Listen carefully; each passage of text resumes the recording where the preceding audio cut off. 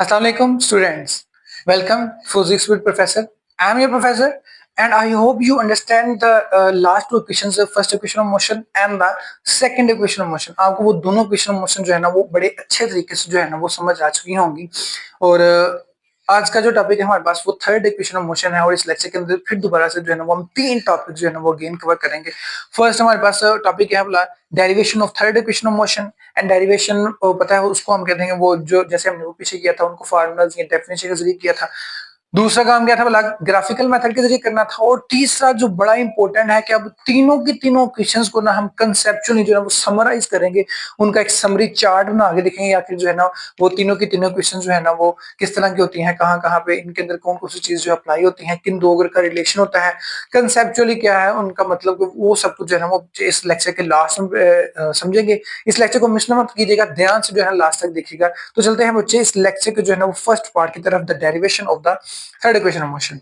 Part 1, Derivation of Third Equation of Motion. तो बच्चों हमारे पास ना लेक्चर का जो फर्स्ट पार्ट है वो हमारे पास क्या है, derivation of third equation of motion. ये थर्ड इक्वेशन ऑफ मोशन हम ड्राइव कैसे करते हैं फर्स्ट करें वैसे जैसे हमने सेकंड लेक्चर में डिफाइन किया था, let's a body moving with the initial velocity. First करो हमारे पास एक बॉडी है जिसकी वेलोसिटी हमारे पास वी आई इनिशियल वेलोसिटी है और वो जो है वो मूव करती करती जो है ना वो फाइनल वेलोसिटी जो है ना उस तक पहुंच गया, उसने अटेन कर ली है कुछ खास टाइम टी के बाद और उसने जो डिस्प्लेसमेंट कवर किया हमारे पास वो डिस्प्लेसमेंट हमारे पास ऐसे मतलब तीन चार चीजें हमारे पास आ गई। ठीक है, इनिशियल वेलोसिटी, फाइनल वेलोसिटी, कितना टाइम लगा और उसने कितना डिस्प्लेसमेंट ने कवर किया। और इसके साथ जब सेकंड इक्वेशन ऑफ मोशन में हमने कहा था कि जब भी दो बॉडी जो है उनकी वेलोसिटी जो है ना वो चेंज होती है तो हम वर्ड एवरेज लगाते हैं और एवरेज निकाल के जो उसका डिस्प्लेसमेंट निकला था ना बच्चों सेकंड इक्वेशन ऑफ मोशन के अंदर, ठीक है, तो उसका डिस्प्लेसमेंट हमारे पास क्या आया था वो डिस्प्लेसमेंट पहले बताऊंगा और साथ में थर्ड इक्वेशन ऑफ मोशन जो है ना उसको लिखो। यहाँ पे हमारे पास क्या आएगा, थर्ड इक्वेशन ऑफ मोशन है क्या बोला, 2as equals to V F का स्क्वायर माइनस वी आई का स्क्वायर। ये है हमारे पास बच्चों थर्ड इक्वेशन ऑफ मोशन। और इसमें जो हम कॉम्बिनेशन पढ़ते हैं ना, कॉम्बिनेशन सीखते हैं वो हम दो चीजों का, किसमें, वेलोसिटी और उसका डिस्प्लेसमेंट का। ठीक है, दो चीजों का कॉम्बिनेशन, मतलब इस जो थर्ड इक्वेशन है इतनी इंपॉर्टेंट है, इसको हम ये भी कहते हैं ऐसी इक्वेशन जिसके अंदर जो है ना वो टाइम फ्री इक्वेशन। ठीक है, कैसी इक्वेशन जिसके अंदर जो टाइम है ना वो मौजूद नहीं होता। ठीक है, इसको हम टाइम फ्री जो है ना वो इक्वेशन भी जो है हम इसे कहते हैं। तो इसकी कॉम्बिनेशन कौन कौन सा आता है हमारे पास बोला, तो इसमें बच्चों हम वेलोसिटी और जो डिस्प्लेसमेंट है उसका कॉम्बिनेशन स्टडी करते हैं और वो हमारे पास इक्वेशन क्या है, 2as equal to we f square minus we आई का स्क्वायर। तो चलो बच्चों इसकी डेरिवेशन की तरफ चलते हैं। उसकी डेरिवेशन के लिए फार्मूला जो है वो अब मैं डायरेक्ट लिख देता हूँ यहाँ पे, कि हमें पता था कि जो डिस्प्लेसमेंट किसी बॉडी का जो डिस्प्लेसमेंट होता है ना, और डिस्प्लेसमेंट का सिंबल हमने क्या पढ़ा था, डिस्प्लेसमेंट का जो सिंबल हम यूज करते हैं वो डिस्प्लेसमेंट का सिंबल हमारे पास ऐसा है। और एवरेज वेलोसिटी किसी बॉडी की हमारे पास बराबर होती है V F sorry v i initial velocity plus हमारे पास उसकी फाइनल वेलोसिटी और डिवाइडेड बाय हमारे पास उसका 2 और यहाँ टी की जगह हमारे पास मिल रहा है, यहाँ पे टाइम आ गया। ठीक हो गया, ये हमारे पास उसके आगे हमारे पास ये s is equal to V F we I plus a v f plus a और सॉरी डिवाइडेड बाय 2 और मल्टीप्लाई हमारे पास टाइम आ गया। अच्छा, यहाँ पे जो है ना वो करना वही सिंपल तरीके से हम डिस्प्लेसमेंट की ही वैल्यू जो है फाइंड कर रहे हैं, लेकिन थोड़ा सा डिफरेंट मेथड हमें यूज करना है। अगर मैं टाइम की वैल्यू जो है ना वो फर्स्ट इक्वेशन ऑफ मोशन से जो है ना वो बच्चों आपको ड्राइव करके जो है ना वो दिखाऊं तो मेरे पास उसकी वैल्यू क्या आएगी, देखिएगा जरा ध्यान से। हमें पता था फर्स्ट इक्वेशन मोशन की, तो वी एफ बराबर होता है v I plus a n t. अगर वी आई इधर आ जाएगा तो हमारे पास बनेगा v F minus we i equal to आ जाएगा ए और टी। और अगर हमने यहाँ से टी की वैल्यू फाइंड करनी है तो हमारे पास क्या है, उसका आंसर आ जाएगा टी इक्वल टू आ जाएगा V F minus we i divided by t. ये हमारे पास आया है उसका आंसर है टी का, ठीक है, डिवाइड बाई ए। ये हमारे पास आया आंसर, ठीक हो गया।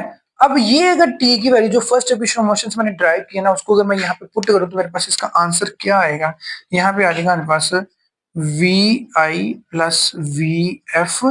ठीक हो गया, और अगर मैं यहाँ पे चाहूँ तो जो वी एफ की वैल्यू है उसको पहले भी लिख लूँ, कोई फर्क नहीं पड़ेगा। और क्यों पहले पहले लिखे मैं उसको बताता हूँ। ठीक है, मतलब v I plus we f करो या v f plus v i करो, दोनों का आंसर क्या आता है बोला, सेम ही आता है। यहाँ पे आ जाएगा V F we I divide by हमारे पास 2 आ जाएगा और यहाँ पे टी की जगह पे हमारे पास आ जाएगा V F minus we i divided by A.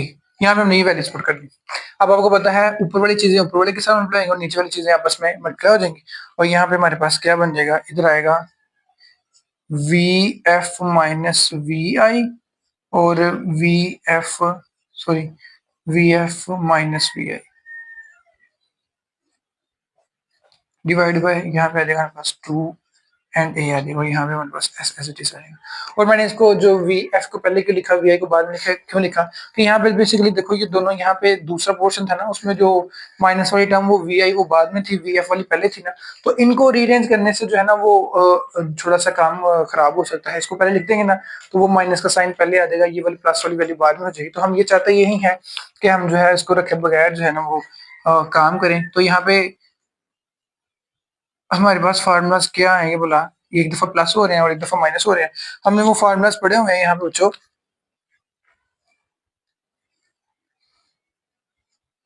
A plus B A minus B. हमें पता है ए प्लस बी और ए माइनस बी किसके बराबर होता है, ये हमने मैथ्स में फार्मूला पढ़े हैं, होता है ए का स्क्वायर माइनस बी का स्क्वायर। ठीक है, दोनों का जो है वो अलग अलग जो है ना स्क्वायर आ जाएगा। तो यहाँ पे ये दो चीजें, यहाँ पे 2as डिवाइड हो रहा है, ये इधर जाके मल्टीप्लाई आ जाएगा और यहाँ पे बन जाएगा 2as इक्वल्स टू, यहाँ पे आ जाएगा वी एफ का स्क्वायर माइनस वी आई का स्क्वायर। और ये बच्चों हमारे पास जो है ना वो थर्ड इक्वेशन मोशन जो है ना आसानी से जो है ना वो बड़े आराम से हमने वो इक्वेशन जो है वो ड्राइव कर लिया। ठीक है, मुझे उम्मीद है बच्चों आप लोगों को जो है ना वो सेकंड इक्वेशन मोशन जो है वो ड्राइव हो गया है। और इसमें देखिए कहीं पे भी जो है ना वो टाइम का जो है ना वो वेरिएबल नहीं मौजूद है, तो इसलिए इसे हम कहते हैं ये टाइम फ्री इक्वेशन है। ठीक है, जो थर्ड इक्वेशन ऑफ मोशन है उसे हम time free equation of motion भी कहते हैं, कि इसमें टाइम जो है वो मौजूद नहीं होता, सिर्फ हम फाइनल और इनिशियल वेलोसिटीज के जरिए जो है ना वो डिस्प्लेसमेंट जो है ना वो फाइंड कर सकते हैं कि बॉडी की इनिशियल वेलोसिटी ये थी, फाइनल उसकी वेलोसिटी ये है, तो हमें पता लग जाएगा जो है कितना एक्सेलरेशन था, उसके जरिए हम जो है दरमियान वाला डिस्प्लेसमेंट जो है ना वो फाइंड कर सकते हैं। और इसको हम जो है वो ग्रेविटी वाले जो तो हाइट के लिए भी जो है फाइंड करें, जब किसी चीज को हम थ्रो करेंगे ऊपर से वो नीचे की तरफ आ रही होगी, ठीक है, तो तब उनके लिए भी जो है ना ये हम चीजें जो है फाइंड आउट कर सकते हैं। लेकिन उसको हम वो अगले लेक्चर में देखेंगे इन इक्वेशंस को हम कन्वर्ट कैसे करते हैं। ठीक है, तो चलते हैं बच्चों, इसका इसी का जो है ना वो हम ग्राफिकली इसको कैसे ड्राइव करते हैं वो याद हो, मैंने ट्रेपेजियम के बारे में बताया था उसमें सेकंड इक्वेशन ऑफ मोशन की डेरिवेशन के अंदर। अब जो हमने डिस्प्लेसमेंट निकालना है ना वो उसके जरिए ग्राफिकल मेथड से निकालना है।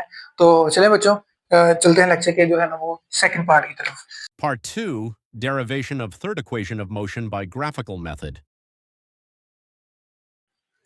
तो हमारे पास बच्चों लेक्चर का जो सेकंड पार्ट है हमारे पास क्या बोला, डेरिवेशन बाय ग्राफिकल मेथड या derivation of third equation of motion by graphical method. इसमें भी ग्राफ जो है ना वो बिल्कुल हम वही सेम जो वेलोसिटी टाइम ग्राफ जो है ना वो उसमें बनाएंगे। और वेलोसिटी टाइम ग्राफ बनाने के बाद हमने वो जो शेप आई थी ट्रेपेजियम, उसको हमने दो पहले वो रेक्टेंगल और ट्रायंगल में डिवाइड किया था, लेकिन यहाँ नहीं करेंगे हम, डायरेक्ट ट्रेपेजियम के एरिया के जो है ना वो फार्मूला के साथ हम उसको करेंगे। तो अगर मैं डायग्राम आपको पहले दिखा के जो है ना वो वाजे करूँ आप लोगों को, तो डायग्राम के अंदर क्या आएगा वाला, नहीं क्या हमने कहा था कि जब बॉडी जो है ना वो किसी कांस्टेंट एक्सेलरेशन के साथ जो है ना वो बॉडी मूव कर रही होगी ना, तो उसकी किसी इनिशियल वेलोसिटी जो है ना उसने एक्सेलेरेटर दबा दिया, एक्सेलेरेटर दबाने के बाद उसकी वेलोसिटी जो है ना वो ज्यादा हो रही है किसी टाइम स्पेसिफिक के साथ, तो उसकी फाइनल वेलोसिटी मेरे पास भी होगी। तो जो ग्राफ के अंदर जो है ना वो बॉडी ए पॉइंट से जो है ना वो बी पॉइंट की तरफ जाएगी, और ये हमारे पास जो स्लोप आएगी वो एक्सेलरेशन की स्लोप आएगी। बी पॉइंट से अगर मैं वो उसके परपेंडिकुलर गिराऊं वो वेलोसिटी एक्सिस के ऊपर और साथ में परपेंडिकुलर गिराऊं हम टाइम एक्सिस के ऊपर, तो हमारे पास इसका जो है ना वो ये शेप से बन जाएगा हमारे पास। अगर इस शेप के जरिए जो है ना मैंने वो फाइंड करना हो कि बॉडी जो है वो कितना डिस्प्लेसमेंट कवर किया, तो सेकंड लेक्चर के अंदर जो है ना वो हम सीख चुके हैं, सॉरी इसके वो जो सेकंड इक्वेशन ऑफ मोशन को डिराइव करते हुए, कि जो बेसिकली बॉडी जो है ना जब इनिशियल वेलोसिटी से फाइनल वेलोसिटी पे पहुंचेगी ना बच्चों, तो दरमियान में वो कितना डिस्प्लेसमेंट कवर करेगी, उस डिस्प्लेसमेंट की जो वैल्यू है ना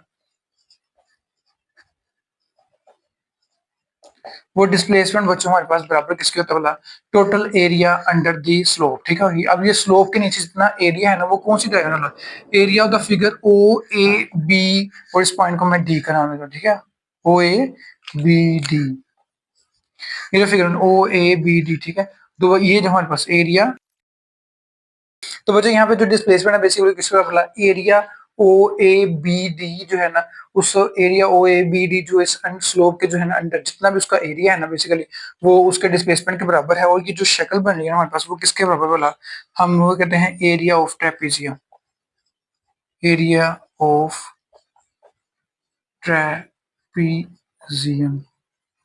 वो कौन सा बोला, o A B d, o A B और डी, ठीक है। हमारे पास ये उसकी स्लोप आ गई ओ ए बी डी, ठीक है।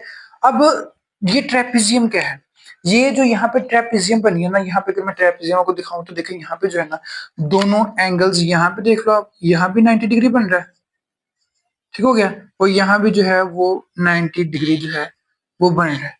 ऐसी शेप, ठीक है, जिसकी दो पैरेलल साइड्स हों, एक साइड जो है ना वो थोड़ी सी तिरछी हो, इस ट्रेपीजियम को हम ना खास नाम देते हैं राइट ट्रेपीजियम। इसे कहते हैं हम राइट ट्रेपीजियम। आपको देखिए यहाँ पे काफी ज्यादा जो है ना वो ट्रेपीजियम जो है ना वो उसकी शेप्स नजर आ रही होंगी, लेकिन इसमें से जो एक शेप है ना उसको हम कहते हैं राइट ट्रेपीजियम। उस राइट ट्रेपीजियम के देखिए जो उसकी एक साइड जो है वो हमारे पास छोटी है, दूसरी साइड जो है ना वो थोड़ी सी लंबी है। और उन दोनों के साइडों के दरमियान जो है ना वो उन जो छोटी साइड है उसको ऊपर से हमने मिला दिया है।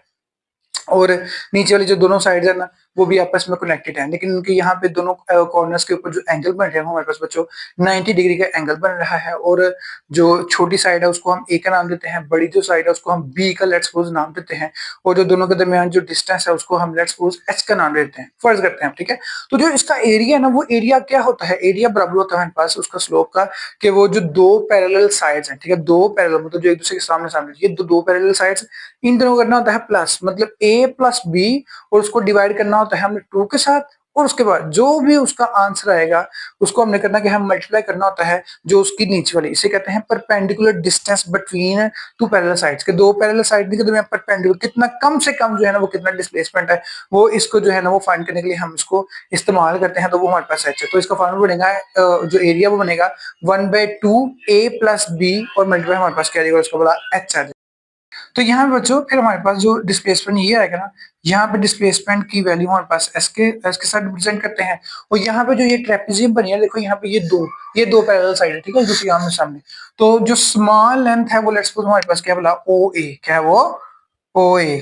हमने इसको पहले करते हैं 1/2, मतलब 1/2 के साथ डिवाइड करते हैं किस चीज को बोला, स्मॉल लेंथ ओ ए, ठीक हो गया। और इसको हम क्या कहते हैं बोला प्लस कर देंगे बी डी उसकी कैपिटल लेंथ के साथ। और बाद में हमने इसको मिलकर कर देना था, मल्टीप्लाई करते रहे उनके दरमियान जो है वो क्या वाला परपेंडिकुलर डिस्टेंस, ठीक है, कम से कम डिस्टेंस, ठीक है। ये भी इन दोनों लाइन जो है ना वो दोनों को मिला रही है, ठीक है, ये भी डिस्टेंस हो सकता है, लेकिन हमने परपेंडिकुलर डिस्टेंस फाइंड करना मतलब कम से कम इन दोनों के दरमियान डिस्टेंस कितना है वो ये वाली लाइन रिप्रेजेंट करी है। और इसको हम टी का नाम दिया था, याद करो, ठीक है, ये टी है। तो हमारे पास यहाँ पे ओ डी आ जाएगा। अगर मैं इन सब की जो है ना यहाँ पे वैल्यूज पुट करूँ तो मेरे पास यहाँ पे क्या आ जाएगा बोला, देखिए 1/2 आ जाएगा हमारे पास एज इट इज। और ओ ए हमारे पास क्या बोला, ओ ए की हमारे पास वैल्यू यहाँ पे है ओ ए, ठीक है, वो हमारे पास वी आई के बराबर है। वो जो बी डी मतलब ये सारा, ठीक है, और ये सारा किसके बराबर है, ये इसके बराबर, तो ये वी एफ है, ठीक है, ये सारा हमारे पास क्या बोला वी एफ है, इधर वी एफ आ जाएगा। और ओ डी की वैल्यू क्या हमारे पास बोला टी है। और ऐसे हमने यहाँ पे बाकी सारी डेरिवेशन वैसी है, ठीक है, बस हमने ग्राफ के ये एडी के जरिए फाइंड करना था। तो अब टी हमारे पास क्या बोला, टी की वैल्यू हमने पुट की है, वो टी बराबर होता है V F minus we I divide by T. अब वो वैल्यू वहां पे पुट करूंगा तो मेरे पास इसका क्या बन जाएगा, यहाँ पे फॉर्मूला 1/2 और इधर आ जाएगा V I plus we F. और टी की वैल्यू यहाँ पे हमारे पास क्या आ रही है बोला V F minus we I और डिवाइड बाई हमारे पास क्या रहेगा यहाँ पे ए आ जाएगा, ठीक है। अगर यहाँ पे मैं ए और 2 को मल्टीप्लाई करके यहाँ से इसको इधर ले जाऊं और यहाँ पे इन दोनों को अगर रीअरेंज करके जैसे मैंने यहाँ पे किया, ठीक है, तो यहाँ पे सेम जो है वो इसकी डायग्राम क्या बनने, चलो मैं कर देता हूँ। यहाँ पे आ जाएगा मेरे पास 2a इधर आ जाएगा, यहाँ पे आ जाएगा 2as इक्वल टू आ जाएगा हमारे पास इधर वी एफ को पहले लिख दूं प्लस इधर आ जाएगा वी आई, इधर आ जाएगा हमारे पास वी एफ माइनस वी आई।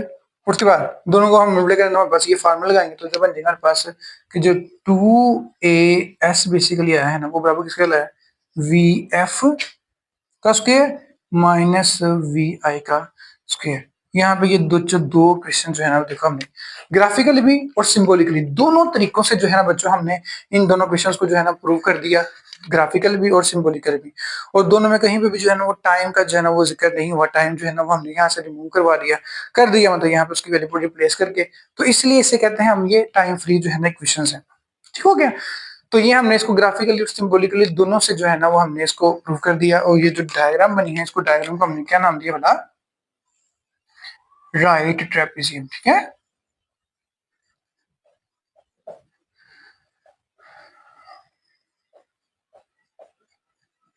ये बच्चों हमारे पास ये राइट ट्रेपेजियम है। ठीक है। और उसका एरिया जो है ना वो मैंने आपको डायग्राम में दिखा दिया कि एरिया कैसे फाइंड करते हैं। तो इसके साथ जो है ना वो बच्चों हमारे पास ये तीनों क्वेश्चन मोशन जो है ना वो हमने अंडरस्टैंड कर ली, तीनों का फॉर्मूला हमने ट्राई करके देख लिया, तीनों का हमने सीख लिया। अब चलते हैं बच्चों लेक्चर के जो है ना वो थर्ड पार्ट की तरफ और सीखते हैं क्या बोला चीज हमने सीखनी है कि आखिर इनका जो है ना वो कंसेप्चुअली मीनिंग क्या है, तीनों क्वेश्चन मोशंस का, इसमें हम क्या चीज सीखते हैं, क्या चीज हमें पता लगती है। तो चलते हैं बच्चों लेक्चर के जो है ना वो थर्ड पार्ट की तरफ। Part 3, Conceptual Summary.